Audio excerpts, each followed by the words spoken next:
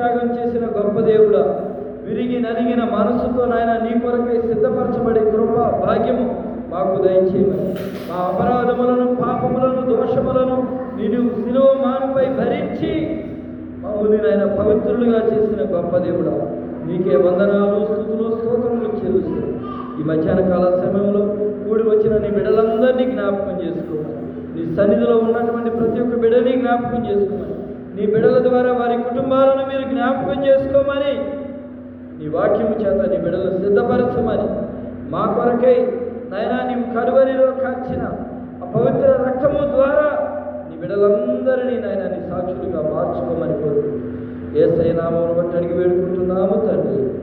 ఆమేన్, ఆమేన్. మీ అందరికీ వందనాలమ్మా. ఈ రోజున ప్రత్యేకమైనటువంటి సుదినం. ఏంటి ఈ రోజున తెలుసా? ఈ రోజున ఏం పండుగ? Good Friday. అంటే తెలుగులో ఏమన్నా దాన్ని శుభ శుక్రవారం. శుభ శుక్రవారం అంటే ఏంటి?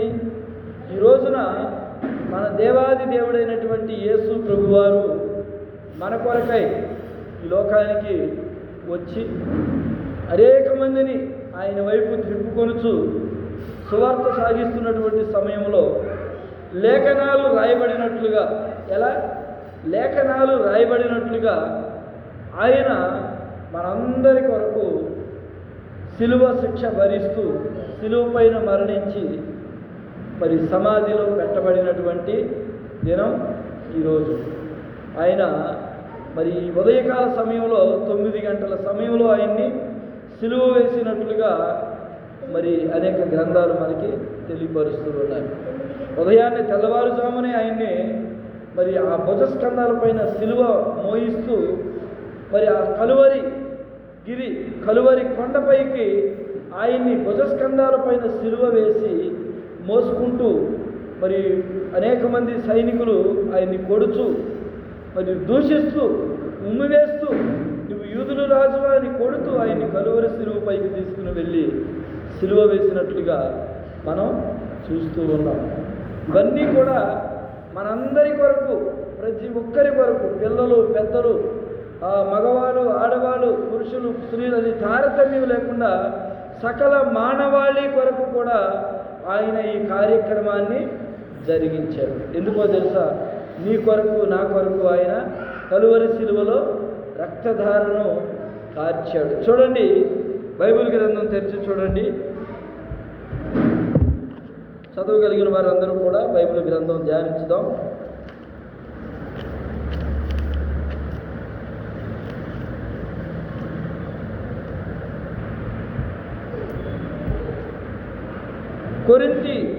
కొరింథీయులకు రాసినటువంటి పత్రిక, కొరింథీ మొదటి పత్రిక అండి. కూర్చోవాలి, పిల్లలు అరవకూడదు. కొడతా నేను, ఇంక ఇదిగో కర్రాడే ఉంది, అల్లరి చేస్తే కొడతా. కూర్చోండి, తిన్నగా కూర్చోండి. కొరింథీయులకు రాసినటువంటి మొదటి పత్రిక 15వ అధ్యాయము 3వ వచనం.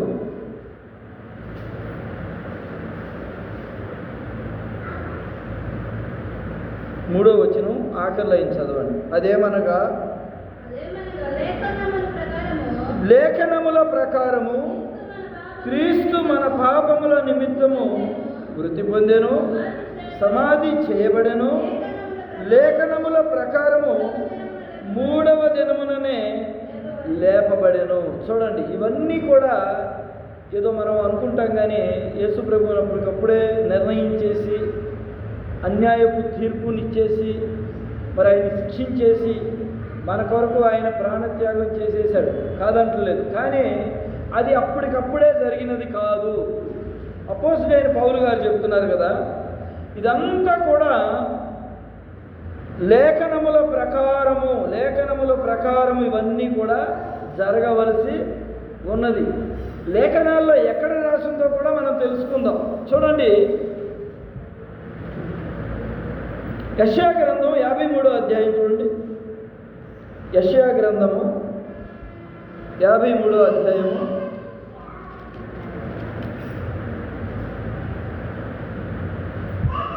5-6 వచనాలు చదివి సాయం.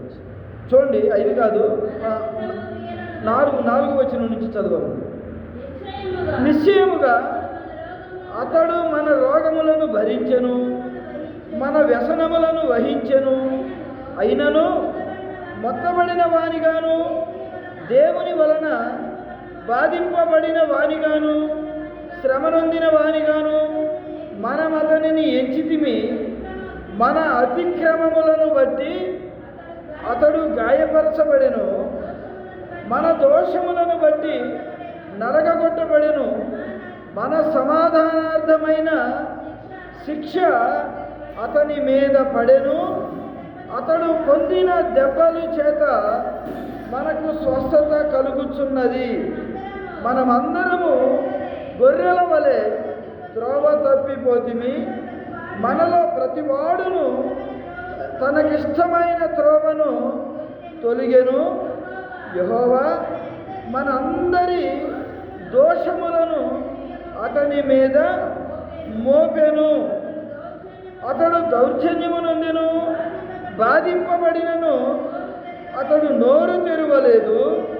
వదకు తేబడిన గొర్రెపిల్లయు పొచ్చు కత్తిరించు వాని ఎదుట గొర్రెయు మౌనముగా ఉంటున్నట్లు అతడు నోరు తెరవలేదు. అన్యాయపు తీర్పు నొంది అతడు కొనిపోబడెను. అతడు నా జనుల అతిక్రమములను బట్టి మొత్తబెడెను కదా. సజీవుల భూమిలో నుండి అతను కొట్టివేయబడెను.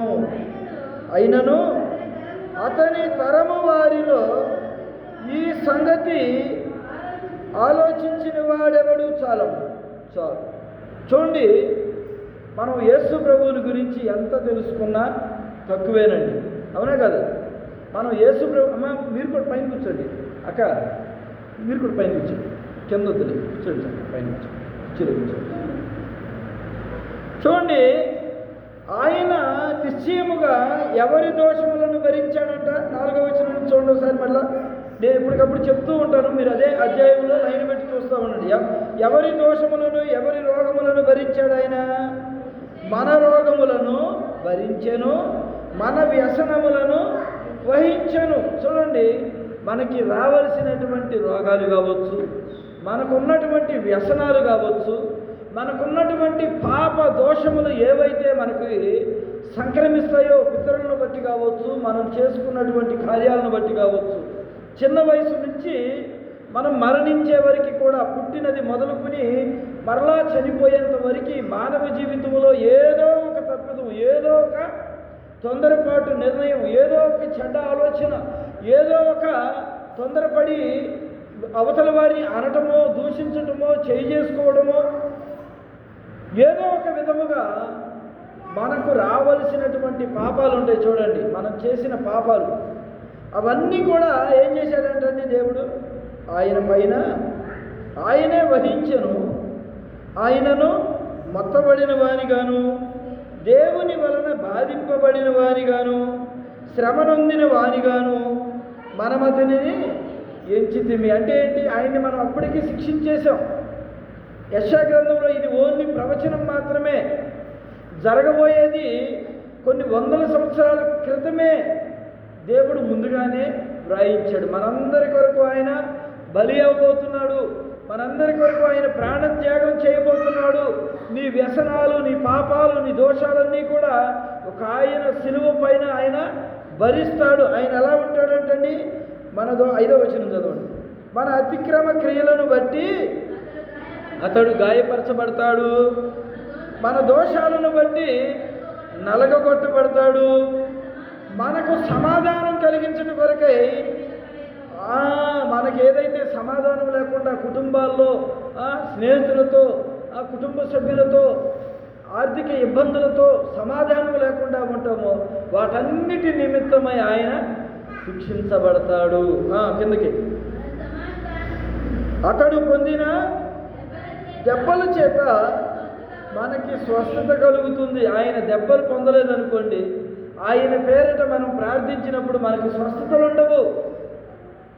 ఒక వ్యక్తి దుర్వ్యసనాలకు అలవాటు పడిపోయాడు, దురలవాట్లకు అలవాటు పడిపోయాడు, పిల్లలను తల్లిదండ్రులను పట్టించుకోడు, కుటుంబాన్ని పట్టించుకోడు, దురలవాటు ఆ వ్యక్తి ఇంక అలాగే నశించిపోవటం మనుషులకి ఇష్టమవ్వచ్చు. మరే ఈడెప్పటికైనా ఇలా తాగి చస్తాడు, ఈడెప్పటికైనా ఈ పాపంలోనే చచ్చిపోతాడని మనుషులు అనుకుంటారు. కానీ దేవుడు అలా అనుకునేవాడు కాదండి.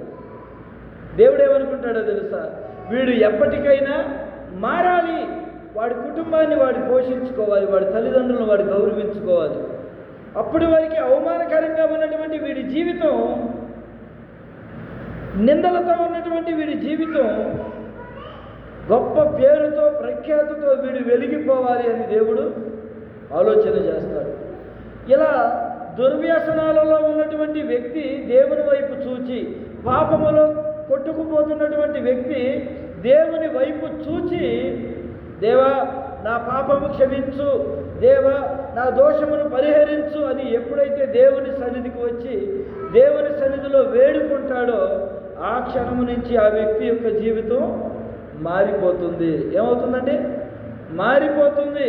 ఆ వ్యక్తిలో ఉన్నటువంటి పాప దోషములన్నీ కూడా మారిపోతాయి. హల్లెలూయా. చూడండి, ఇక్కడ మన దోషములను బట్టి ఆయన నలగగొట్టబడెను. చూడండి, ఇప్పుడు మనకు ఒక దోషం ఉంది, మనకు ఒక పాపం ఉంది. ఇది మన మీద వేసేసుకుని అయ్యో నేను పాపిని దోషిని అని చెప్పి మనగా నిర్ణయం తీసేసుకుని ఇంక నేను ఎందుకు పనికిరాను, నేను ఎవరికీ ఉపయోగపడను, నా జీవితం పాడైపోయింది అని ఆ జీవితాన్ని చూసుకుని అలా కుమిలిపోయి నశించిపోయి కుటుంబానికి ఆ జీవితానికి ఉపయోగపడకుండా నశించిపోవడం కరెక్టా? దేవుని సన్నిధికి వచ్చి, ప్రభువా ఇప్పుడు వరకు నేను తెలిసో తెలియకో దోషాలు చేశాను, నీవు నన్ను క్షమించావు, నన్ను పరిశుద్ధపరిచావు, ఇక నుంచి నేను ఒక నూతనమైన జీవితాన్ని నేను కలిగి ఉంటాను అని అనటం మంచిదా? చెప్పండి. దేవుని సన్నిధిలో పాప దోషములను ఒప్పుకొని క్రొత్త జీవితాన్ని ప్రారంభించిన వాడే గొప్పవాడు. అవునా కదా? ఆ దోషాలను మదిలో పెట్టుకుని నేను తప్పు చేశాను, నేను పాపం చేశాను, నన్ను ఇంకెవరూ క్షమించలేరు, నా స్నేహితులు క్షమించలేరు, నా కుటుంబం క్షమించదు, నన్ను ఎవరూ క్షమించరు, నన్ను ప్రతివారు నిందిస్తూనే ఉన్నారు కాబట్టి నేను ఈ లోకంలో ఉండను అని ఏదో చేసుకున్నాడు. ఉపయోగం ఏమైనా ఉంటుందా? ఉండదు. పుట్టిన ప్రతి మానవుడు కూడా పాపము చేస్తాడు.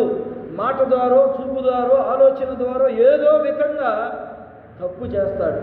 దేవుడే అంటున్నాడు, ఈ లోకము పాపముతో నిండిపోయి ఉన్నది. ఆ పాప ప్రక్షాళన జరగాలంటే నీ కొరకు ఒక దేవుడు ఆకాశ